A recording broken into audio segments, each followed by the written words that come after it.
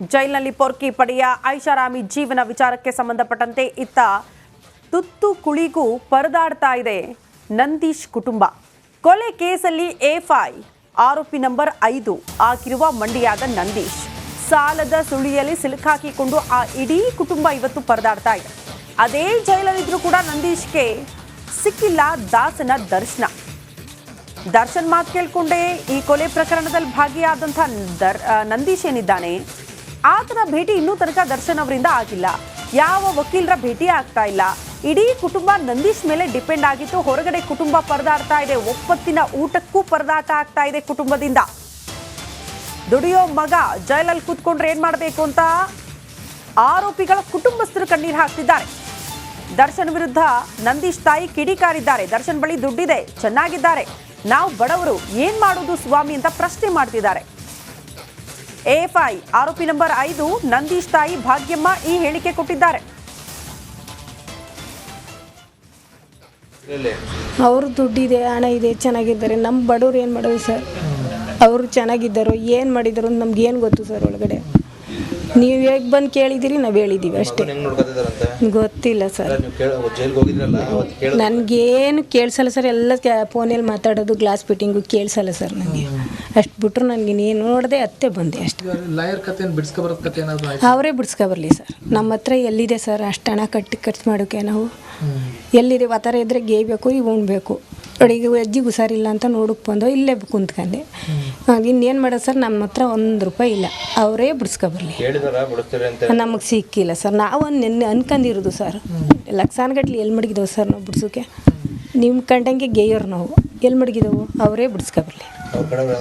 ಇಲ್ಲ ಸರ್, ಇಲ್ಲ ಸರ್, ಯಾರು ಇಲ್ಲ ಸರ್, ಬಂದಿಲ್ಲ ಸರ್, ಬಂದಿಲ್ಲ. ಇಲ್ಲದೇ ಇರೋದೆಲ್ಲ ಹೇಳ್ಬೇಡದು, ಬಂದಿಲ್ಲ ಸರ್. ಗಳಿಂದ ತನಿಖೆ ಆಗುತ್ತೆ. ಪ್ರತ್ಯೇಕವಾಗಿ ತನಿಖೆ ನಡೆಸಲಿದ್ದಾರೆ ಅಧಿಕಾರಿಗಳು. 3 ಎಫ್ಐಆರ್, 3 ತನಿಖಾಧಿಕಾರಿಗಳು ಬೇರೆ ಬೇರೆ ಆಯಾಮಗಳಲ್ಲಿ ತನಿಖೆಯನ್ನ ಮಾಡ್ತಾರೆ. ಅಲ್ಲಿಗೆ ಕಾಟೇರನಿಗೆ ಮತ್ತಷ್ಟು ಸಂಕಷ್ಟ. ಬರೀ ರೇಣುಕಾ ಸ್ವಾಮಿ ಕೊಲೆ ಪ್ರಕರಣದ ವಿಚಾರಕ್ಕೆ ಸಂಬಂಧಪಟ್ಟಂತೆ ಸಂಕಷ್ಟ ಅಲ್ಲ, ಈಗ ಜೈಲಿನ ಒಳಗಡೆ ನಿಯಮಗಳನ್ನ ಗಾಳಿಗೆ ತೂರಲಾಗಿದೆ ಅನ್ನುವಂತಹ ವಿಚಾರಕ್ಕೆ ಸಂಬಂಧಪಟ್ಟಂತೆಯೂ ಕೂಡ ಕಂಟಕ ಎದುರಿಸಬೇಕಾದಂತಹ ಅನಿವಾರ್ಯತೆ ಕಾಟೇರನಿಗೆ. ದೃಶ್ಯ ಗಮನಿಸ್ತಾ ಇದ್ವಿ ನಾವು, ಎಷ್ಟು ಐಷಾರಾಮಿ ಜೀವನ ಇದೆ ಪರಪ್ಪನ ಅಗ್ರಹಾರದಲ್ಲಿ ಅಂತ.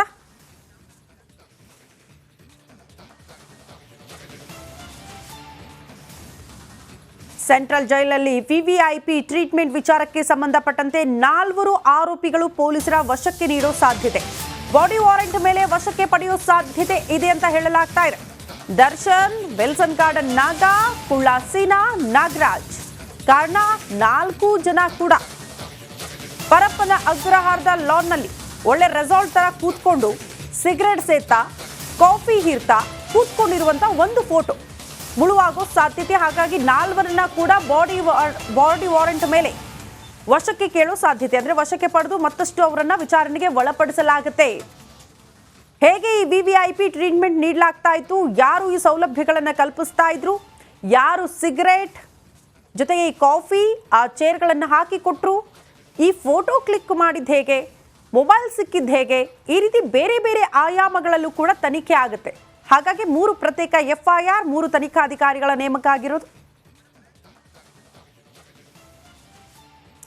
ಈ ಬಗ್ಗೆ ಮತ್ತಷ್ಟು ಡೀಟೇಲ್ಸ್ ಅನ್ನ ಕೊಡ್ತಾ ಹೋಗ್ತಾರೆ ನಮ್ಮ ಪ್ರತಿನಿಧಿ ಮಾದೇಶ್, ನೇರ ಸಂಪರ್ಕದಲ್ಲಿ ಜಾಯಿನ್ ಆಗ್ತಿದ್ದಾರೆ. ಮಾದೇಶ್, ಈಗ 3 ಎಫ್ಐಆರ್, 3 ತನಿಖಾಧಿಕಾರಿಗಳು, ತನಿಖೆ ಹೇಗೆ ಸಾಗುತ್ತೆ, ಯಾವ್ಯಾವ ಆಯಾಮದಲ್ಲಿ ತನಿಖೆ ಆಗುತ್ತೆ ಅನ್ನೋದ್ರ ಬಗ್ಗೆ ಡೀಟೇಲ್ಸ್ ಅನ್ನ ಕೊಡ್ತಾ ಹೋಗೋದಾದ್ರೆ?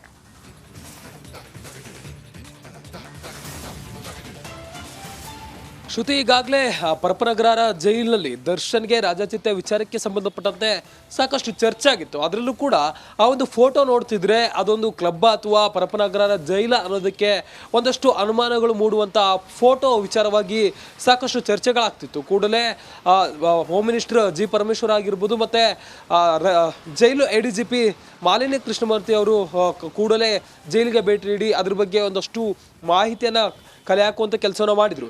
ಈಗ ಆ ಒಂದು ವಿಚಾರಕ್ಕೆ ಸಂಬಂಧಪಟ್ಟಂತೆ 3 ಪ್ರತ್ಯೇಕ FIRಗಳು ದಾಖಲಾಗಿದೆ. ಅದರಲ್ಲಿ 2 FIRಗಳಲ್ಲಿ ದರ್ಶನ್ A1 ಅನ್ನಾಗಿ ಮಾಡುವಂಥ ಕೆಲಸವನ್ನು ಮಾಡಲಾಗಿದೆ. ಈ ಒಂದು ವಿಚಾರಕ್ಕೆ ಸಂಬಂಧಪಟ್ಟಂತೆ ಪೊಲೀಸರು ತನಿಖೆಯನ್ನು ನಡೆಸುವಂಥ ಕೆಲಸವನ್ನು ಮಾಡ್ತಾರೆ. 3 ಪ್ರತ್ಯೇಕ ತನಿಖಾ ತಂಡಗಳು ಅಂದರೆ ತನಿಖಾಧಿಕಾರಿಗಳ ನೇತೃತ್ವದಲ್ಲಿ, ಇನ್ಸ್ಪೆಕ್ಟರ್ ರ್ಯಾಂಕಿಂಗ್ನ ಅಧಿಕಾರಿಗಳ ನೇತೃತ್ವದಲ್ಲಿ ಒಂದು ತನಿಖೆ ನಡೆಯಲಿದ್ದು 3 ಹುಳಿಮಾವು ಮತ್ತು ಬೇಗೂರು ಹಾಗೂ ಎಲೆಕ್ಟ್ರಾನಿಕ್ ಸಿಟಿ ಪೊಲೀಸ್ ಇನ್ಸ್ಪೆಕ್ಟರ್ಗಳ ನೇತೃತ್ವದಲ್ಲಿ ಈ ಒಂದು ತನಿಖೆ ನಡೆಯುತ್ತೆ. ಈ ಒಂದು ತನಿಖೆ ನಡೆಸುವಂಥ ಸಂದರ್ಭದಲ್ಲಿ ಆರೋಪಿಗಳನ್ನು ಆ ಒಂದು ಫೋಟೋದಲ್ಲಿ ಕಾಣಿಸಿದ್ರಲ್ಲ ಆ 4 ಆರೋಪಿಗಳನ್ನು ವಶಪಡೆದು ವಿಚಾರಣೆ ಮಾಡುವಂಥ ಕೆಲಸವನ್ನು ಮಾಡಲಾಗುತ್ತೆ. ಬಾಡಿ ವಾರೆಂಟ್ ಮೇಲೆ ವಶಪಡೆದು ವಿಚಾರಣೆ ಮಾಡುವಂಥ ಹಂತದಲ್ಲಿ ಇವತ್ತು ಪೊಲೀಸರು ಸಜ್ಜಾಗ್ತಿದ್ದಾರೆ. ನಿನ್ನೆ ಈ ಒಂದು ವಿಚಾರಕ್ಕೆ ಸಂಬಂಧಪಟ್ಟಂತೆ ಅಂದರೆ FIR ಆಗಿರುವ ವಿಚಾರಕ್ಕೆ ಸಂಬಂಧಪಟ್ಟಂತೆ ಟೀಮನ್ನು ಫಾರ್ಮ್ ಮಾಡುವಂಥ ಕೆಲಸವನ್ನು ಕಮಿಷನರ್ ಮಾಡಿದ್ದಾರೆ. ಬಾಡಿ ವಾರೆಂಟ್ ಮೇಲೆ ದರ್ಶನ್ ಮತ್ತು ವಿಲ್ಸನ್ ಗಾರ್ಡನ್ ನಾಗ ಮತ್ತು ನಾಗರಾಜ್ ಹಾಗೂ ಕುಳ್ಳಸೀನಾ ಇಷ್ಟೂ ಜನರನ್ನು ಕೂಡ ವಶಪಡೆದು ವಿಚಾರಣೆ ಮಾಡುವಂಥ ಕೆಲಸವನ್ನು ಮಾಡುವಂಥ ಸಾಧ್ಯತೆ ಇದೆ. ಯಾಕಂದರೆ ಇವತ್ತು ಬಾಡಿ ವಾರೆಂಟನ್ನು ಅರ್ಜಿ ಸಲ್ಲಿಸುವಂಥ ಕೆಲಸಕ್ಕೆ ಅಧಿಕಾರಿಗಳು ಮುಂದಾಗ್ತಾರೆ. ಬಾಡಿ ವಾರೆಂಟ್ ಮೇಲೆ ಅವರನ್ನು ಕರೆತಂದ ಮೇಲೆ ಒಳಗಡೆ ಯಾವ ರೀತಿ ಸ್ಪೆಷಾಲಿಟಿ ಇದೆ, ಈಗಾಗಲೇ ವಿಲ್ಸನ್ ಗಾರ್ಡನ್ ನಾಗ ಆ ಒಂದು ಜೈಲಿನಲ್ಲಿ ಒಂದಷ್ಟು ಕಂಟ್ರೋಲನ್ನು ಮಾಡ್ತಿದ್ದಾನೆ ಅನ್ನೋಂಥ ಒಂದು ಆರೋಪ ಕೇಳಿ ಬಂದಿದೆ. ಅದಕ್ಕೆ ಸಂಬಂಧಪಟ್ಟಂತೆ ಆಗಿರ್ಬೋದು. ಜೊತೆಗೆ ದರ್ಶನ್ ಮತ್ತು ವಿಲ್ಸನ್ ಗಾರ್ಡನ್ ನಾಗನಿಗೂ ಕೂಡ ಯಾವಾಗಿನಿಂದ ಪರಿಚಯ ಇತ್ತು, ಅಲ್ಲಿದ್ದಂಥ ಕುಳ್ಳಸೀನಾ ಯಾರು, ನಾಗರಾಜ್ ಅನ್ನೋಂಥ ಆರೋಪಿಯನ್ನು ಕೂಡ ಇವರು ಜೊತೆಗೆ ಇಟ್ಕೊಂಡಿದ್ರು. ಎಲ್ಲ ವಿಚಾರಕ್ಕೆ ಸಂಬಂಧಪಟ್ಟಂತೆ ಅಧಿಕಾರಿಗಳು ಪ್ರತ್ಯೇಕವಾಗಿ ಪದೇ ಪದೇ ಅವರನ್ನು ವಿಚಾರಣೆ ಮಾಡಿ ಒಂದಷ್ಟು ಮಾಹಿತಿಯನ್ನು ಕಲೆ ಹಾಕುವಂಥ ಕೆಲಸವನ್ನು ಮಾಡ್ತಾರೆ. ಶ್ರುತಿ. ಓಕೆ ಮಾದೀಶ್, ಈಗ ಪ್ರಶ್ನೆ ಇರೋದು ಅಲ್ಲಿ ಪರಪ್ಪನ ಅಗ್ರಹಾರದಲ್ಲಿದ್ದು ಆಚೆ ಬಂದಂತಹ ಕೈದಿಗಳು ಕೂಡ ಮಾತನಾಡ್ತಾ ಇದ್ದಂಥ ಸಂದರ್ಭದಲ್ಲಿ ಹೇಳ್ತಾ ಇದ್ರು, ಎಂಟ್ರಿನೇ ಒಬ್ಬ ಫ್ಯಾಮಿಲಿ ವ್ಯಕ್ತಿ ಭೇಟಿ ಆಗಬೇಕು ಅಂದ್ರೆ ಅಲ್ಲಿಂದನೇ ದುಡ್ಡು ವಸೂಲಿ ಸ್ಟಾರ್ಟ್ ಆಗ್ಬಿಡುತ್ತೆ ಅಂತ. VIP ಟ್ರೀಟ್ಮೆಂಟ್ ಹೇಗೆ ಸಿಗುತ್ತೆ ಅಂದ್ರೆ ಅವರಿರುವಂತಹ ಬ್ಯಾರಕ್ಗೆ ಊಟ ಹೋಗುತ್ತೆ, ಮೊಬೈಲ್ ಸಿಗುತ್ತೆ, ಸಿಗರೇಟ್ ಸಿಗುತ್ತೆ, ಎಲ್ಲವೂ ಕೂಡ ಫೆಸಿಲಿಟಿಯನ್ನ ಅಧಿಕಾರಿಗಳು ಮಾಡಿಬಿಡ್ತಾರೆ, ದುಡ್ಡು ಕೊಡಬೇಕು ಒಂದೇ ಅಂತ. ಸೊ ಈ ವಿಚಾರಕ್ಕೆ ಸಂಬಂಧಪಟ್ಟಂತೆ ಹೇಗಿರುತ್ತೆ ತನಿಖೆ ಅಂತ. ಈಗ ಇವ್ರನ್ನ ಬಾಡಿ ವಾರೆಂಟ್ ಮೇಲೆ ವಶಕ್ಕೆ ಪಡೆದು ವಿಚಾರಣೆ ಮಾಡಿದ್ರು ಕೂಡ ಜೈಲಲ್ಲಿ ಆಗ್ತಾ ಇರುವಂತಹ ಅಕ್ರಮಗಳ ಬಗ್ಗೆ ತನಿಖೆ ಹೇಗಾಗುತ್ತೆ ಅಂತ.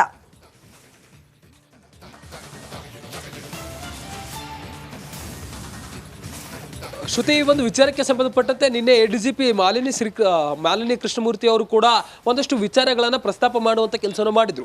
ಒಂದು ಇಲಾಖೆ ಅಂದ ತಕ್ಷಣ ಅಲ್ಲಿ ಒಳ್ಳೆಯವರು ಇರ್ತಾರೆ, ಕೆಟ್ಟವರು ಇರ್ತಾರೆ. ಆದರೆ ಜೈಲಿನಲ್ಲಿ ಈ ವಿಚಾರಕ್ಕೆ ಸಂಬಂಧಪಟ್ಟಂತೆ ಈಗಾಗಲೇ ನಾವು CCTV ಪರಿಶೀಲನೆ ಮಾಡುವಂಥ ಕೆಲಸವನ್ನು ಮಾಡಲಾಗಿದೆ. ಆದರೆ ಆ CCTV ಬಗ್ಗೆ ಕರೆಕ್ಟಾಗಿ ಮಾಹಿತಿ ಕೂಡ ಸಿಗ್ತಿಲ್ಲ. ಜೊತೆಗೆ ಈ ಒಂದು ಅಕ್ರಮದಲ್ಲಿ ಯಾರೆಲ್ಲ ಭಾಗಿಯಾಗಿದ್ದಾರೆ ಅನ್ನೋದಕ್ಕೆ ಸಂಬಂಧಪಟ್ಟಂತೆ ಒಂದಷ್ಟು ಮಾಹಿತಿಯನ್ನು ಕಲೆ ಹಾಕುವಂಥ ಕೆಲಸವನ್ನು ಮಾಡ್ತೀವಿ. ಜೊತೆಗೆ AI ತಂತ್ರಜ್ಞಾನವನ್ನು ಕೂಡ ನಾವು ಉಪಯೋಗಿಸೋದಕ್ಕೆ ಮುಂದಾಗ್ತೀವಿ. ಅದರಿಂದ ಒಳಗಡೆ ನಡೆಯುವಂಥ ಒಂದಷ್ಟು ಅಕ್ರಮಗಳಿಗೆ ಬ್ರೇಕ್ ಹಾಕ್ಬೋದು ಅಂತೇಳಿ ಮೇಲ್ನೋಟಕ್ಕೆ ಅವರು ಹೇಳಿಕೆಯನ್ನು ನೀಡುವಂಥ ಕೆಲಸವನ್ನು ಮಾಡಿದರು. ಜೊತೆಗೆ ಇದು ಬರೀ ದರ್ಶನ್ VIP ಗಳ ಒಂದು ವಿಚಾರಕ್ಕೆ ಸಂಬಂಧಪಟ್ಟಂತೆ ಅಲ್ಲ, ಬೇರೆ ಬೇರೆ ಕೈದಿಗಳ ಬಳಿಯೂ ಕೂಡ ಇವರು ದುಡ್ಡನ್ನು ವಸೂಲಿ ಮಾಡ್ತಾರೆ ಅನ್ನುವಂಥ ಆರೋಪಗಳು ಕೂಡ ಸಾಕಷ್ಟಿದೆ.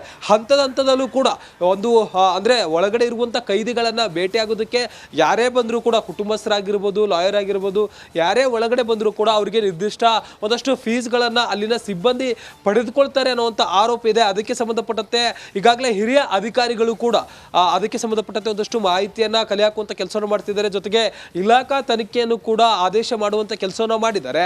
ಈ ಒಂದು ಅಕ್ರಮದಲ್ಲಿ ಈ ಒಂದು ದರ್ಶನ್ ವಿಚಾರ ಅಲ್ಲದೆ ಒಳಗಡೆ ನಡೆಯುವಂತಹ ಒಂದಷ್ಟು ಅಕ್ರಮಗಳಲ್ಲಿ ಯಾವ್ಯಾವ ಅಧಿಕಾರಿಗಳು ಬಂತು ಸಿಬ್ಬಂದಿ ಭಾಗಿಯಾಗಿದ್ದಾರೆ ಅದಕ್ಕೆ ಸಂಬಂಧಪಟ್ಟಂತೆ ಇಲಾಖಾ ತನಿಖೆಯನ್ನು ಕೂಡ ಮಾಡುವಂಥ ಕೆಲಸಕ್ಕೆ ಹಿರಿಯ ಅಧಿಕಾರಿಗಳು ಮುಂದಾಗಿದ್ದಾರೆ. ಶ್ರುತಿ. ಓಕೆ ಮಾದೇಶ್, ಧನ್ಯವಾದಗಳು ತಮ್ಮೆಲ್ಲ ಮಾಹಿತಿಗೆ.